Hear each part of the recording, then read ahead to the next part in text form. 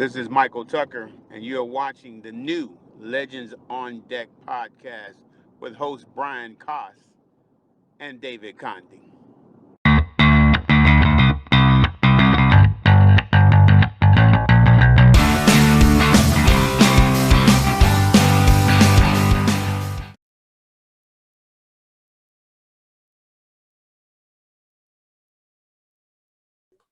Welcome to episode 15 of the Legends on Deck podcast.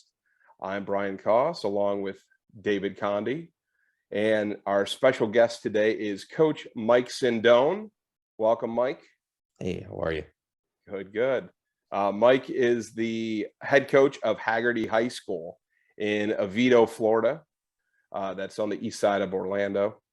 And for those that didn't know that, and he's also he coaches with the Florida Travel Ball Phillies. I believe you're the head coach of the 2025 team. Yep, that's correct. Currently, right now, you've long been associated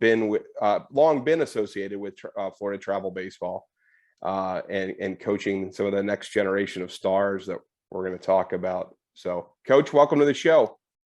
No, I appreciate you guys having me. I'm excited. Awesome. Cool. So let's start it off. We like to start interviews by asking about our guests, who you are, what brought you into this game. So kind of delve into where did you grow up? It's kind of what we want to know. Who introduced you to baseball, and then what led you to the journey of actually coaching? So what brought you to the point to say, hey, I want to just be a coach now? Yeah. So it's a little bit different. So I didn't have the traditional path, I would say. I grew up in Fort Pierce, Florida, Port St. Lucie area. Which where the Mets spring train is how we describe where it is, just north of Palm Beach. So baseball hotbed. I grew up always admiring the Charles Johnsons of the world. Rick Ankiel came out of St. Lucie County. So a couple pro guys came out of our area long before me. But it's, I grew up playing league ball. We didn't really have travel ball back then. You played Legion in high school. If you didn't play in the park, you played Legion ball, and then you went into during your high school years, that's kind of what you did in the summer. Recruiting has changed tremendously. Obviously everything has, from social media to just recruiting opportunities, showcases, things like that. So I was a high school baseball player at Centennial High School in St. Lucie West. My senior year, I was blessed to go on a run.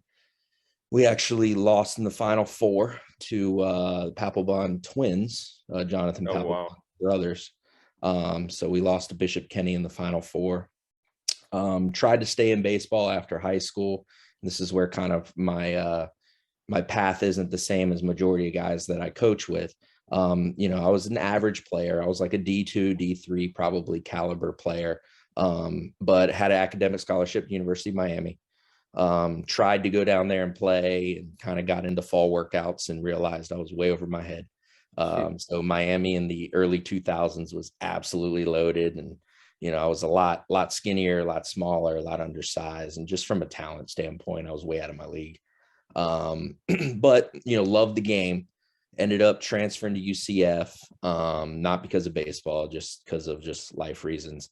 Got into coaching actually while I was living in Orlando. Oh, I'm getting a call. That's not good.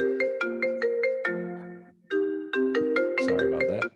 Getting a call from my mom there. You're a wanted guy, we got to make sure we get you. Far from it. So she's they're visiting in they're traveling in Alaska, and she said she'd call me. So I'll get back to her. But sorry about that. So it's a different path for sure. I got into coaching here in Orlando, in the Orlando area. A buddy of mine kind of was talking with me one day. We were actually watching the Little League World Series, and he was like, we should coach. And I'm like, I don't know the first thing about coaching baseball. And so we were like 20 years old. We were young. We were definitely, willing to get after it and get out there in the field and work with the kids. So we started that. And then I met George Gonzalez, who owns FTB. At the time, it was Mizuno, Florida. And I was kind of that grunt. I was willing to throw BP. I was willing to hit fungos. I was 20, 21 years old, and I was willing to essentially, if he's like, hey, we got a tournament in Atlanta. Okay. So I was willing to get in the car, and, I was young. I was still in college. So a little bit different. Started coaching for him in my early 20s. He kind of showed me the ropes. Really got into it actually when Perfect Game just started. I was just telling somebody today that our first Perfect Game tournament I ever went to as a coach, it was like maybe 25 teams. We were in Atlanta. It was really good. Every team was really good. It's just a different beast. It's grown so much over the years, so it's a lot different now. And then kind of just met a guy here, met a guy there, tried some, did the travel ball circuit, tried some high school ball, started coaching high school at Timber Creek High School. I was a JV assistant. And then I moved to Jacksonville for a couple years, coached at Trinity Christian as a varsity assistant, fell into a college opportunity at JU, back half of the season. They had a guy leave. I was actually working with Terry Alexander's grandson, and he's like, hey, I like what you teach. I like how you kind of approach the whole game as a whole. You want to help out your college or your coaching resume, coach a little bit of college. We need a guy. So I was like, all right. So, I was a volunteer assistant at JU for a little bit. That was really cool. Then ended up kind of running into Jared Goodwin. Jared was at Hagerty at the time. I kind of bounced around to a couple schools, tried high school, tried college, and I wanted to move back to Orlando. I was in Jacksonville at the time, and he needed a JV head coach, and he needed a varsity assistant in 2014. So moved back to Orlando, got into coaching with him. He gave me 30 kids, 2 JV teams. I was the lone man. I was still young in my coaching career, still am. And I looked at him and I was like, Jared, how do I coach 30 kids by myself? And he's like, you'll figure it out. So, so I did, I got creative, and I would say probably, I learned a lot from Goodwin, especially that year, being his varsity assistant, but him kind of throwing me to the fire as a JV head coach and saying, here's a black and blue team and 2 JV teams, and you got to figure it out. We had to get creative with practices. We had to keep kids. The biggest thing, not necessarily like we knew what drills to run, but it's how do I keep, 30 kids engaged? So, I was debating. I had some travel teams then. I was Jared's assistant, and I was trying to figure out, what's the next step? I really like this coaching thing. I think I could do it long term. And it was really him who convinced me, hey man, get your teacher certificate. I had a background in science, my master's degree. So, it made sense. Sure, I'll go teach science. I'll coach some baseball. It'll be great. Ended up applying for a head coaching job down south at a school at Treasure Coast High School in 2015. So it was a pretty tough situation. I think they won 3 games prior to my first year there. My first year there, I think we won 12, and we beat Vero Beach High School in the district championship. So we went from like worst to first. So that was pretty cool, pretty rewarding to see a bunch of kids buy in, guys that probably most of them at the time, the catcher he's with the Marlins now, David Martinez, but really the majority of the guys on that roster were just going to go off into the sunset and get jobs, go to college, be regular students. They weren't really looking to play college baseball. So it was really rewarding with that group. So spent 5 years down there. Matt Cleveland at that time became the head coach as Jared Goodwin moved on to FIU. 3 years go by, and it was Riley and Vaughn's senior year, 2019 spring. We ended up losing to them. So we came up and played them. Matt beat me again. So we ended up leaving there. Everybody kind of we did the picture thing afterwards, which was that picture, that photo was from that. And there were some goofy ones too, but it was a good night, and we left. I gave my wife a hug and got back on the bus, and I told her, like, if this job ever opens, I need to apply, like force me to apply. So sure enough, 3 months, I think, after that, Matt took a job as a volunteer assistant at University of Miami. And my wife calls me and says, "Hey, Matt's leaving." I'm like, "I know. What do we do?" She said, "You told me, make you apply." So, I called some friends, called Jared Goodwin, asked him what he thought, and he kind of gave me the rundown of things he's heard, because, being an Oviedo guy, it's a small town. So he kind of knew, like, some other guys that were interested, some really good candidates. And then he's like, "Look, you'd be great fit. Like, I always thought you would be a head coach here one day when I was gone, and, apply and see what happens." So he kind of gave me that last little push to apply, and I applied, had a really good interview, I thought, and ended up being the next head coach. So obviously it went well. So, things were looking up. It was a really positive experience. To me, Hagerty High School is a dream high school job. It has its challenges. It is a public school.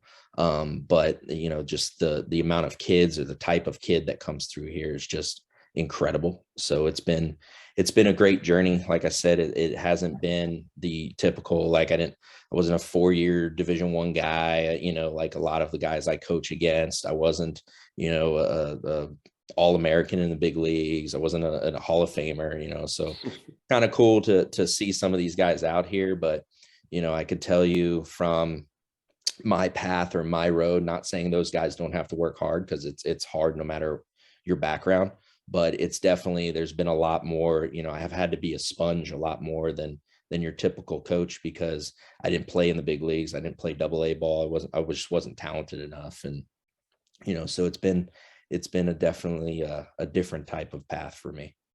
I have 2 questions on everything show, which is amazing. It's awesome. I coach Little League. I'm probably would never get to that level because I don't have time. But it's real enjoyable to listen to another coach and your path and what you went through. When were you at UCF?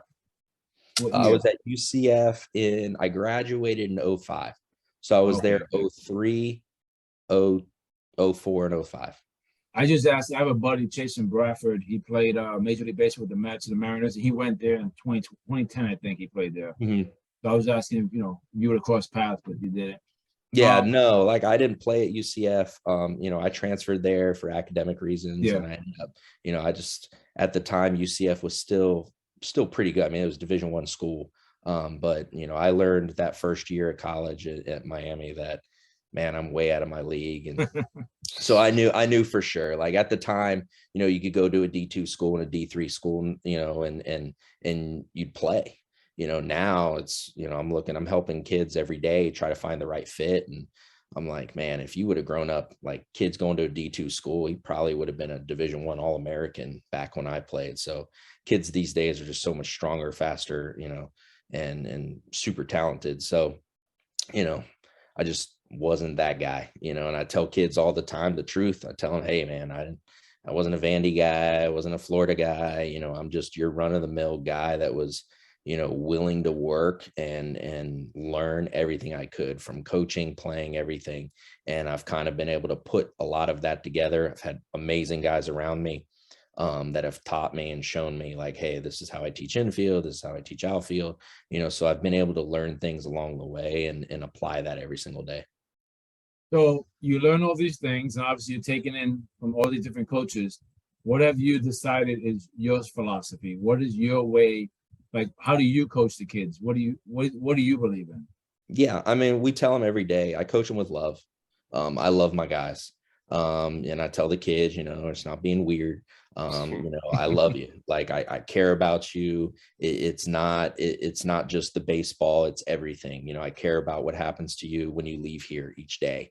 So it's the whole, total student athlete that we're really focusing on. So we're over here trying to, create better sons, better husbands, better fathers in the future. And I know that sounds a little cliche, but it's true. My guys leave, and some of them get to go and play college baseball. Some of them have been blessed and played pro ball, but the majority of them won't. The majority of them will go be doctors, lawyers, business owners in our community. And that guy needs to know that I love him just as much as the guy that makes it. I care about that guy. His run to the top might be in the business world, the corporate world. It doesn't mean necessarily, he's playing in the big leagues in his business or whatever it might be. So, things like that is just as important to myself, my coaching staff. We care about those guys, and it's incredible when you really take that philosophy of coaching with love and caring about your guys, the relationships that you build. So, relationships are huge for myself and our entire coaching staff. Those guys leave every day and they know we care, and they'll play really hard for somebody that cares about them, because now they start to see like, wow, this is a long-term deal. This guy doesn't just care about me because I'm hitting 400. This guy cares about me, with my classes. He cares about me and my family. He cares about, what I'm deciding and the life decisions that I'm making each day. So it becomes a little more than just baseball. So I would say philosophy wise, I coach my guys with love. I absolutely love my guys. If you're willing to cleat up and give me everything you have in this Florida heat, I'm going to give you the same in return every single day. I'm going to get out there and try to, I'm not the athlete I used to be, but I'm going to try to run bases with you. We're going to try to field ground balls. We're going to talk about why we're doing things, and being able to explain and break it down to where, I know I've got them engaged for 2 hours a day. Anything longer than 2 hours, I've failed as a coach, and, I got to be better. So I know I can get their attention for 2 hours a day. We try to put as much in there that's efficient each day. And we really take pride in our practice. Well, it's a great philosophy to have, because as a coach, my experience with it, you never know what's going on at home. You never Right. know if they have a father at home. And then most of my kids will come with the moms to the park. They've never seen the dads. Right. And a little bit of it, what you're giving them, you're right. They go home and they're like, I've had ball players too that didn't go anywhere, but always remember when they played with us, and always remember the respect that they got, because they had so much going on at home, and it was their time to have fun. So I applaud what you're doing, because it's kind of the way I see coaching should be. And I think when you do it that way, you get the attention that you're going to get from them, and the output is going to be more than you even can imagine by just giving them that attention, the love and everything you show. It's awesome. Absolutely. Couldn't agree more.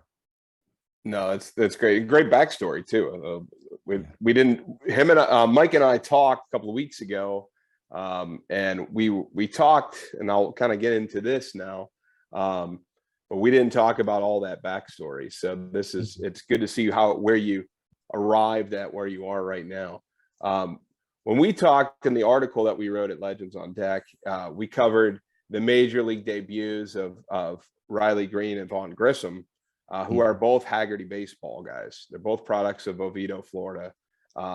The interesting, most unique thing about that whole situation is same graduating class, and then debuting in the major leagues, drafted in the same draft, debuting this season.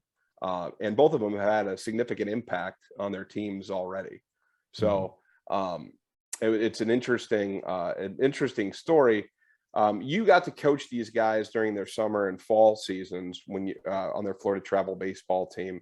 What I'm always interested in is, you coach a lot of players, you come across a lot of guys that'll go play college baseball and be successful, everything from junior college to Division I, but there's something a little bit different about a guy that gets drafted out of high school and skyrockets into the majors, and if you count the COVID year, which they didn't play minor league baseball, Right. We're talking 2 seasons. Right.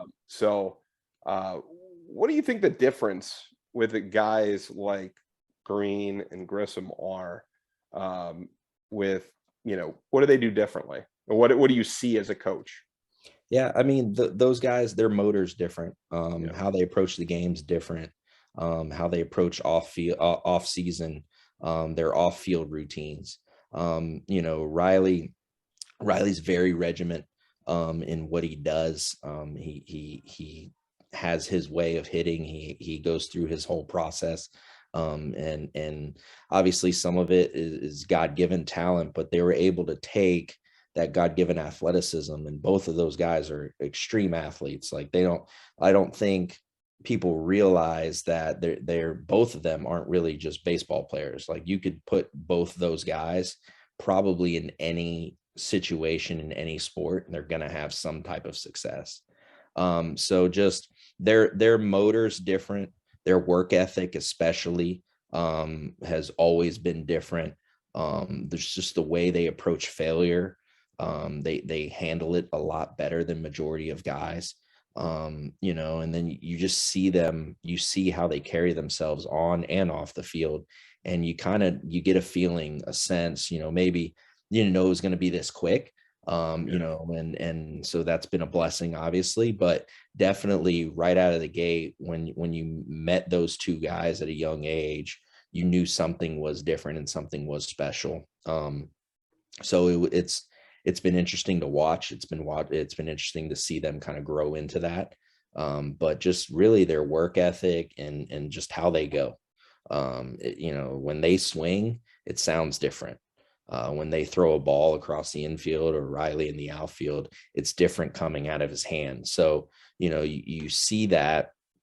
And then obviously their numbers, they had some really good numbers in high school.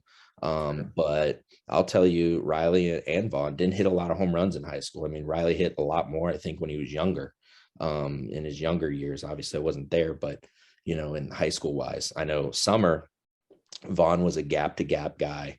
Riley hit a lot of home runs in summer. It was pretty impressive, but it was just, it's a different sound, how they run bases.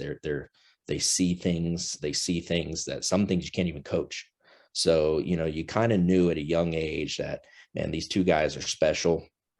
Riley was always the one coming through, and everybody would always talk about Riley. And then it was always like, hey, we got Riley, and also this guy Vaughn Grissom's pretty darn good too. So, and Vaughn's always handled that well. People talk about that story all the time, but, both of those guys, even at a very young age, were very special athletes, that you knew they had something that other guys didn't. Yeah, that's a good point too, about like, with the two of them. I mean, obviously Riley Greene being I think he was 5th overall with the Tigers draft. And Grissom went a little later in the draft, but when you look at his debut in Major League Baseball, I mean, they moved him. The Braves have moved him up in the lineup already. He's batting like 6th in the lineup now. Yep, he's been hitting fantastic. So he just, he's on a championship team, playing at that level with those guys in an everyday situation. So yeah, that's you always wonder, about that. The difference, right? And it sounds like it's something that you can it's the intangibles, I guess you would say, right? If I were to wrap that up as the one little thing that's different, it's it's interesting to hear about. So yeah, I'm sorry, get no, I was just gonna say that's exactly it. Those intangibles are what's different. Yeah, absolutely. So we know that both these guys, Greene and Grissom, came from Hagerty High School, straight, to the bigs.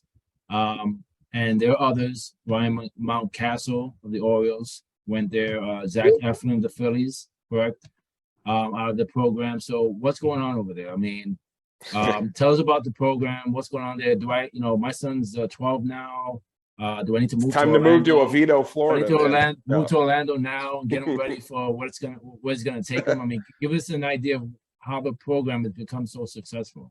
Yeah, it's in the water, man. I mean, we talk about it. Like, if you want a professional athlete, Seminole County water. It's not just Oviedo, the city of Oviedo. It's not just Hagerty High School. I mean, there's guys that have come out of here, all sorts of sports. I mean, we've had Oviedo High School has had guys. A few guys, Seminole High School's had a lot of pro athletes. over the years. So it's different for sure. Hagerty itself, if you really, the impressive thing isn't so much how it's yes, how many guys, the Zach Eflins of the world, who's a tremendous human being, and a really good arm. I mean, he's just his rise to the top has been impressive. Ryan Mountcastle, I swear every time I turn on TV, he's hitting another home run.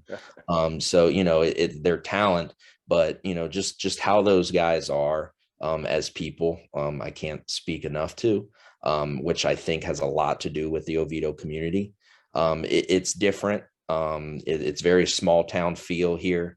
Those guys have essentially that same work ethic, that same motor that I talked about with Riley and Vaughn, where you see them in high school and you're like, man, these guys are different. Ryan, I got to see, I was an assistant here his junior year. So it was pretty cool to see, but the, Eflin, I got to see as he was in the minor leagues. So I didn't get to really see him much before he was already in pro ball, but it's Oviedo is a special place. I mean, kids come through here and is it really in the water? No. But, we joke around about that, that there's just another guy from this town and from this county, really. There are a lot of guys that come here and they like the area. UCF is right here.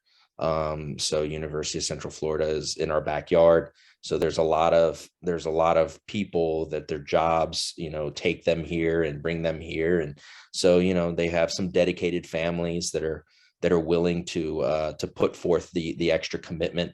So, there's that aspect of it. And there's the whole just drive in general. I feel like Hagerty has something special in the sense, which I was getting on, I kind of went on a tangent there, but Hagerty is young.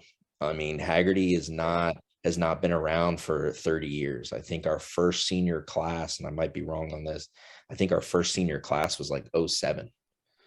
So we haven't had, it's not like right out of the gate. It was built from the ground up, literally. Where our school sits on was a middle school at one point, and then they added onto it. And then they added sports, in 05, 06, I think is when it opened. So 07 was the first senior class, 08, somewhere in there. And we've just had athlete after athlete after athlete just come through. I mean, Jeff Driscoll was a baseball dual sport athlete, really, he's an NFL quarterback, and he chose football. But he actually got drafted by the Red Sox, and got drafted. And I want to say he didn't even play for like 2-3 years, and they still drafted him. So he was that type of athlete. So there's been guys, I mean, it's pretty incredible. And some of those guys, have made it to the big leagues, and some of them haven't. But what's really cool is once you go through that, each grad year, they've really formed a bond at Hagerty.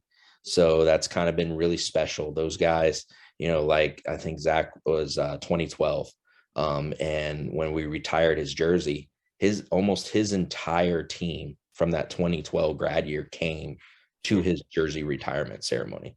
Guys flew in, guys drove in, so people ask me all the time, and the best way to describe Hagerty Baseball, or just Hagerty, the city of Oviedo, the community of Oviedo, is just a special place. And that special place, you really don't truly understand it until you live here, and until you go, grocery shopping here, and you run into people that, it's like, wow, that guy's a big leaguer and he's buying milk, and he's just right there. So, it's different, it's a different community, but it's been a lot of fun. It has. And every day I'm so grateful to be a part of it. So the magic is not just in Disney World, the magic's in Hagerty High School. Absolutely. Absolutely. So, Disney's another one, brings a lot of people to this area. So, but it's different. I think UCF and there's a lot of big time companies that are over that way. I think a lot of those essentially businesses blossoming in the Orlando area, people didn't want to live downtown. People, so they chose Oviedo. Oviedo is a nice little suburb right outside of, it's East Orlando, just north of UCF. So, it's a nice little area to raise a family. Not right now, but at the time, housing was, very affordable, things like that. It's essentially has grown from this. It still is a small town, but it has grown tremendously in the last, I would say 5-10 years. Yep, for sure. So I want to shift gears a little bit and talk a little about your Florida travel baseball experience. Mm-hmm. Your background, you've been involved for quite a while on that side of things. And currently your program has an association with the Phillies, but I know there's been other affiliations before. Describe the program, what kind of players go out for these teams, and different what are those players looking to get out of it, and what are you guys as coaches doing to help them meet those goals? Yeah, so FTB, which is Florida Travel Ball, we have all different rosters. So we have the draft guy, which would play on our scout team. This is the guy that we've identified as potentially, this guy's probably a potential draft pick, mostly out of high school, would be that tier.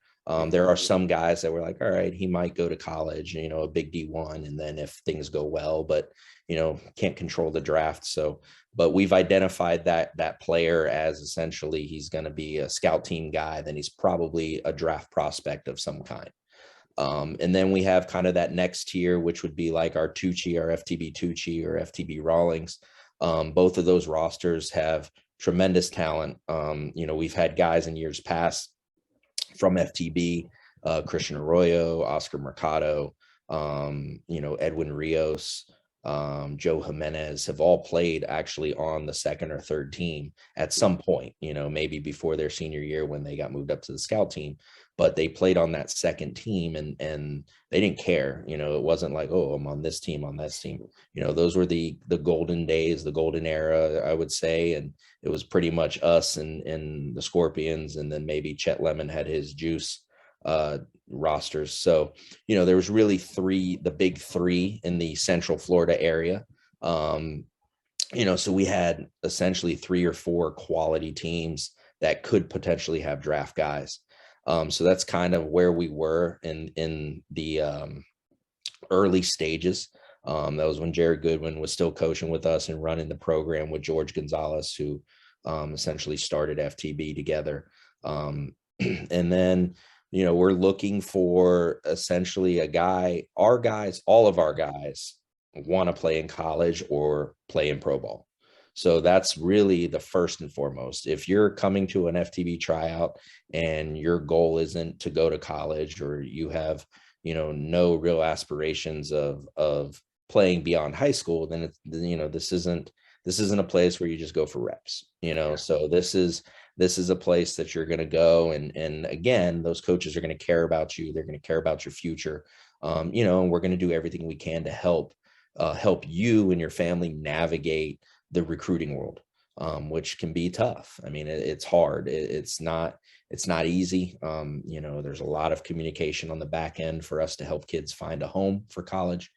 So first and foremost, I would say all of our guys are driven to be college prospects, or beyond pro prospects. So, that's really where they're at. We have 2 tryouts a year. We have a fall tryout, which will be about 200 kids.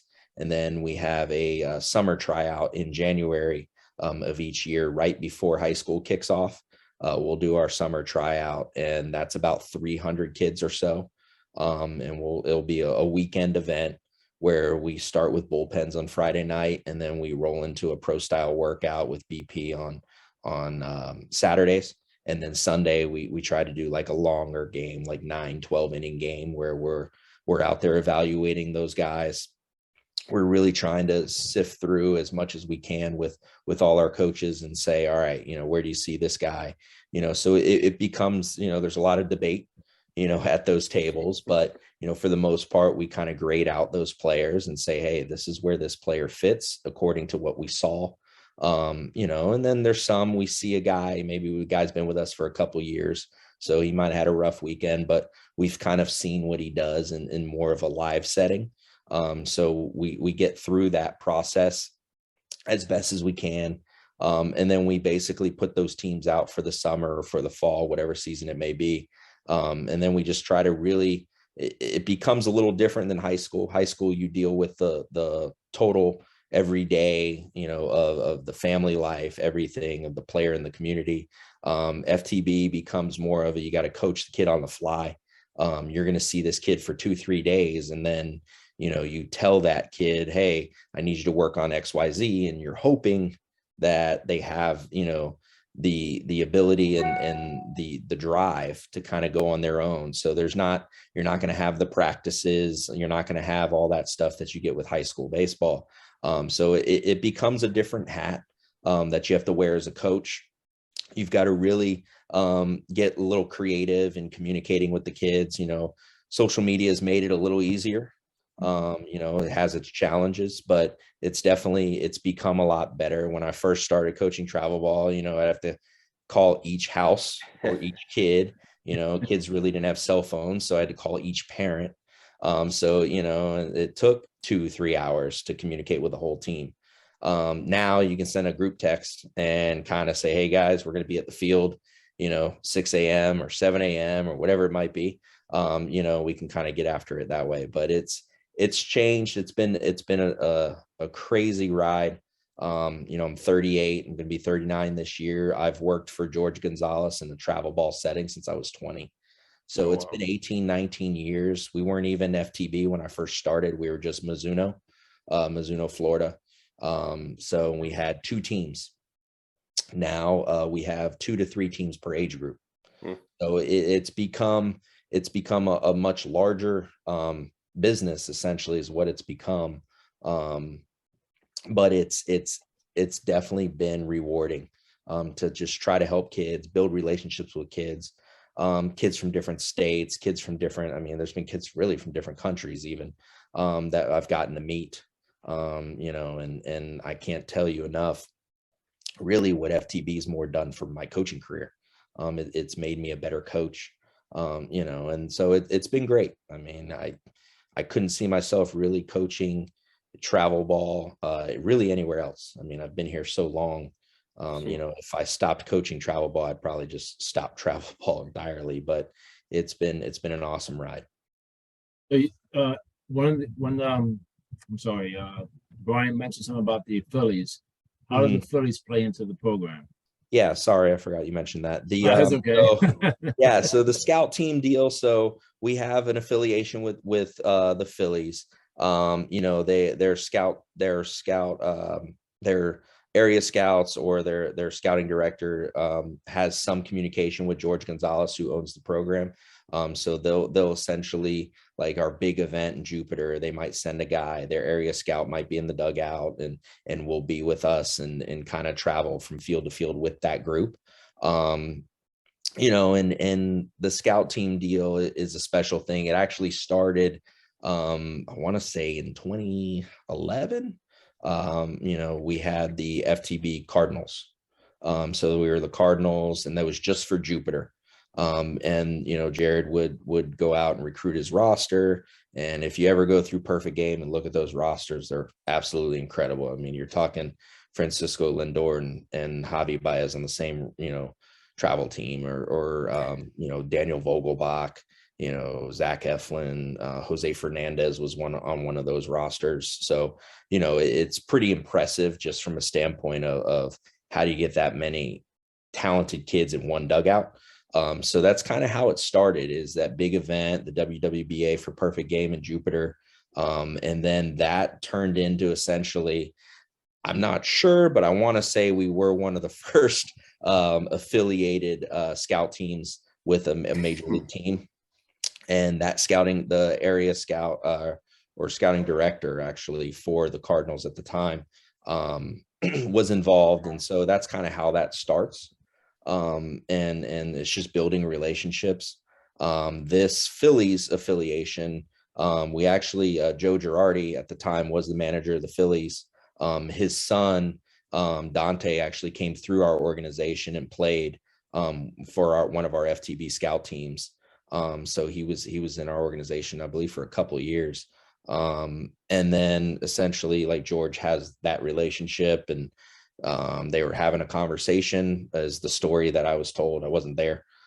So, and we made that switch, and he made those introductions with the scouting director. And so now we are affiliated with them in the sense of, they're not out there. Like, people think like, oh, do you have access to the facility? All this stuff. Like, yeah, sort of. Like, there might be like the older team will go and work out at the facility, but we're still, we're a travel team. We're not out here like saying, oh, the Phillies manager is going to walk out on our field. It's a lot different than what people probably think it is. But, the affiliation's good. It allows us to have, a direct line in the sense of, that scouting director for the Phillies might contact us and say, hey, I got a guy in California that I think is worth a look. Do you think you have room for a, left-handed catcher or left-handed hitting catcher? And yeah, absolutely. If the friggin' Phillies are interested in the kid, I'm pretty sure he's going to be good enough to play on our team. So, so we kind of go through that process. And again, that's more of George Gonzalez. I have the younger kids. George kind of handles the older age groups. And actually George's son, who's really big in our social media platforms, Nelly Gonzalez, works a lot with the recruiting aspect with George and in getting those guys and getting those contacts and kind of bringing those guys over.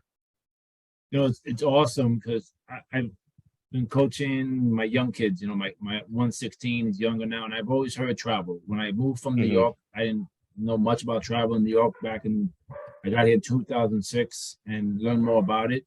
But I can say how you're doing it and how you're doing it, and it's different.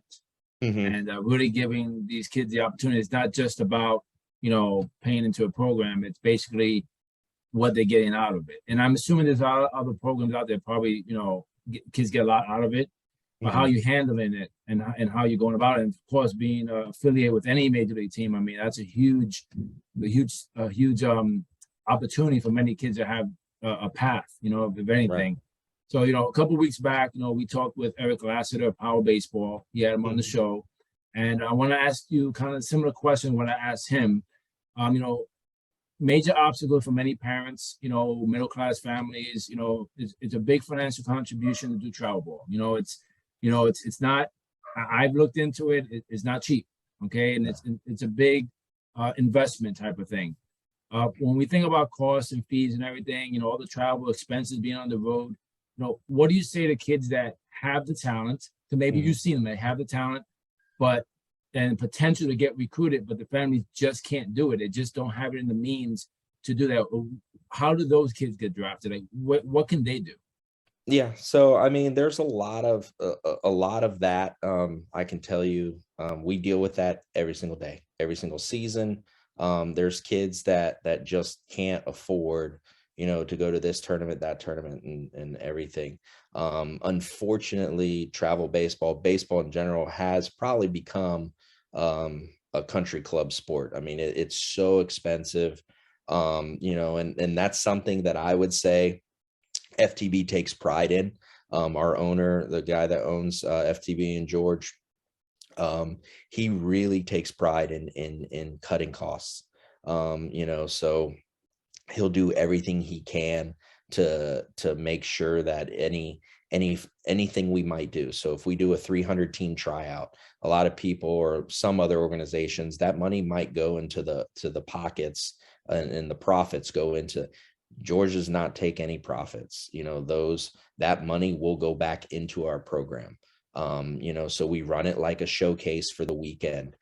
So, all those fees for them to sign up and participate, we really try to take that money and put it back into the program so that maybe it cuts our uniform costs in half, or it covers coaches' hotels, so that then those fees don't fall on our players, essentially our customers. So it's really like any other business in that sense. So, to the kids that can't afford it, I tell kids this all the time. You know, if you're talented enough, somebody's going to find a way to get you with their organization. You know, we do what we can. You know, we have alumni that have given back and helped out families. I know the Bichette families have sent us many kids and helped out, you know, kids that just wouldn't have the means. And Mariana or Dante Bichette Sr. have been like, hey, I'm sending you a guy, or they'll call George and they'll send us a guy, and they're, you know, he's, don't worry about it, we'll take care of it, or, you know, they'll help that kid out with those fees. You know, so we've had many families, that's just an example, that have done that over the years. I know I had a kid last season who the parents were willing to help that child and take them with them along, and say, hey, they can ride with me to Atlanta because their dad couldn't get off for the week, you know, off of work. So, you know, we have families that really buy in, that do have the means to do it. And those families have in turn given back and helped out. You know, as an organization, we're willing to help out kids. We never want the price of travel ball to prevent a kid who truly wants to and has the talent to play at the next level. We never want the price to be the hurdle that prevents them from doing that. So George has taken pride in that. He has given, I can't even get into, but so much back to so many kids, and providing help, and saying, hey, it's normally, you know, $1,500 for the summer. That includes XYZ, you know, we can reduce that by X amount. So I've seen him do it literally every season. He does it every day. You know, and obviously there's some vetting, you know, you really want to make sure you're helping out the kid that really needs it, that, you know, has the talent to be with us, but might not be able to. So if you cut those fees, then you make it a little easier on them for the travel part. As an organization, you know, or just as a kid looking for a travel ball organization, you know, there's important things that I tell them to look for, parents especially. You know, do you enjoy being in the stands with those families? Because you're going to take sick days, you're going to take vacation days, and you're going to go use them on your kid with travel ball. So I tell them, like, that's first and foremost, you have to enjoy being there. You know, and so that's crucial. And then obviously the cost of doing it, you know, what makes sense? What are you getting bang for your buck? With our organization, depending on what team you make, what roster you make, you know, that's going to determine, like, hey, you're on this team, these are the tournaments we're going to go to. And we try to keep it to about 4, maybe 5 events in the summer. The fall is about 3, maybe 4 events in the fall, so that we're not overdoing it. You know, at the younger ages, you might play every other weekend. With our high school age groups, you know, we say we've identified this is a good event, this is a good event, you know, and they might have their reasoning. You know, Underclass for Perfect Game is a really good event for 17-year-olds, especially if they're still looking to get recruited. You know, we send a team there every single year, sometimes multiple teams, because we know, like, hey, this is going to be a highly recruited event. So we've done our due diligence, we've done our homework. We really try to put a lot into that schedule, and we try to say, all right, this is an important event for those kids, so that, you know, they're not going and playing in a weekend or a week that isn't going to possibly give them the potential to get recruited. You know, NCAA schedule ties our hands in some things because we got to play. So there are dead periods and things like that we try to navigate. But ultimately, we try to sit down, and when we make that schedule, we're trying to say, all right, this is the best thing for this group of kids to go to and get that recruitment. So I like the way you do things. I like the way the program handles all these different scenarios that come your way. It's not just the top kid. It's top kid could be anywhere. You know, any kid can stand out, and you're really helping that out. So I have one question that I thought about myself, and I'm sure Brian has. And because it's exploded, especially in Florida and other states, do you feel like travel ball has become the only path to getting recruited? Is there any other way? No, I don't agree with that. I think it helps tremendously. I mean, the travel ball circuit is huge. And it can help for sure. But if you're just talking about from a pure recruitment standpoint, no, there's still the old school way. You can go to camps, which still costs money, but even then there's a lot of situations there where, those schools are trying to get out and see you play. So I would say high school baseball, if that high school coach should still be doing his job in the sense or part of that job, I would say even still as a high school coach is still reaching out to schools, trying to help kids find a home. It might be that mid-level guy or that much smaller school or some junior college out of state or whatever it might be the better fit for that kid to finish up his high school career and go play. But I still think, if travel ball, you don't have the ability to do that. I feel there's so many, especially in Seminole County, there's so many high school coaches that have the ability and have the resources to reach out and get those guys in front of essentially that college recruiter, that college coach. And I think that's key. It is the coach. The coach has to have that love of the game to know that, hey, I'm not worried about the trophies I'm putting on my office. I'm hoping that the trophies I give to these kids, that if it's a talent, that they push them in the right, or they make a phone call. It could be to you, right. It could be to just anybody that says, hey, take a look at this kid. I mean, he has something special. What can be done with that? And I think that's important too. Yeah, absolutely. I mean, and that's really what it is. I mean, it's coaching itself is a network.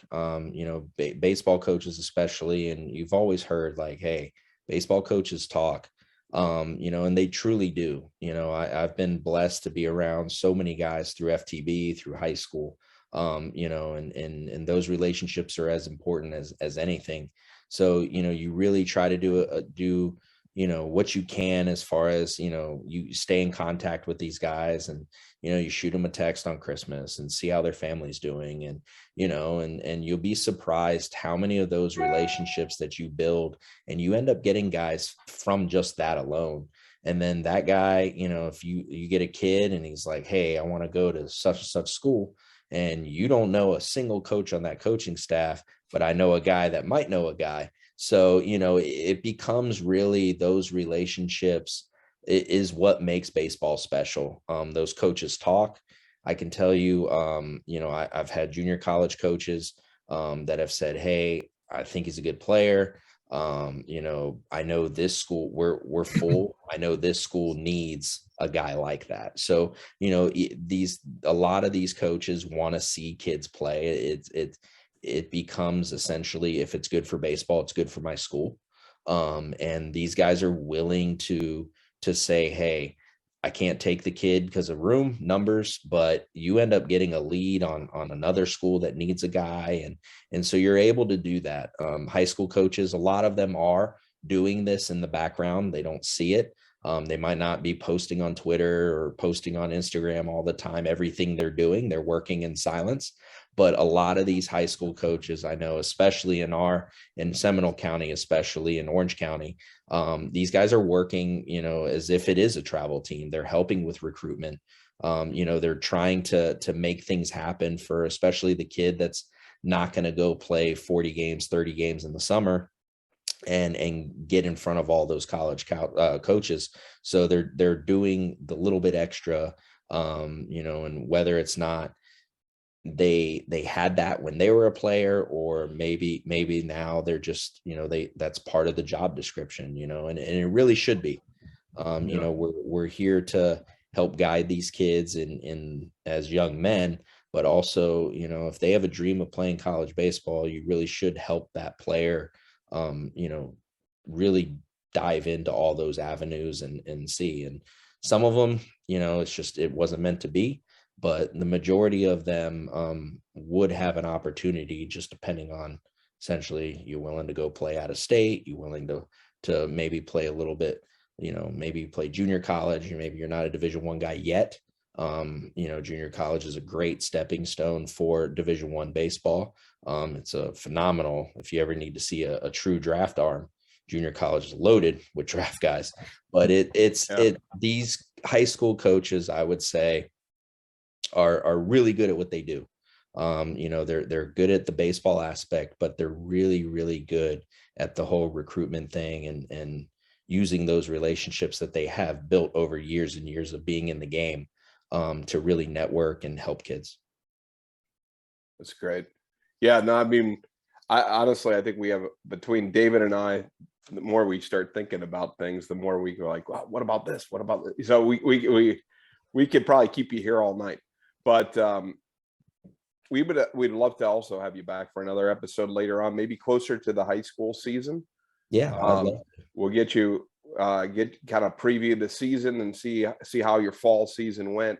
We really appreciate you spending time with us, talking about Hagerty Baseball and the success you guys have had there, giving us some insight into Florida travel baseball. So we appreciate the whole contribution. Yeah, no, I appreciate it. I'd love to come back. I mean, I could talk baseball for days and days. I'm sure we love it. Some of those answers there, I was probably a little long-winded, but no, it's fantastic. Definitely. Oh, I appreciate it. It's enough. It's great information, especially, people are always watching the show, trying to find answers. And that's why we try to ask those questions that people always want to get. And sometimes they don't get the answer. And that's right. I think you kind of hit it on the nose with a lot of things. And I appreciate that. It's awesome. Yeah, no, I mean, I really enjoy it, man. I mean, I wear 2 different hats for sure each day, and not all my Hagerty guys, have to play for FTB, and not all the FTB guys go to Hagerty. So it's just, some of them have other avenues or chose other organizations, and I don't take it personally, and they know I'm there to help them, and I'll retweet you no matter what jersey you're wearing in the summer, as long as you're wearing that Hagerty blue in the spring, we're good. So. Well, that's great. Coach Mike Sindone, thank you for joining us today. No, I appreciate you guys having me, and go Huskies. Thank you. All right.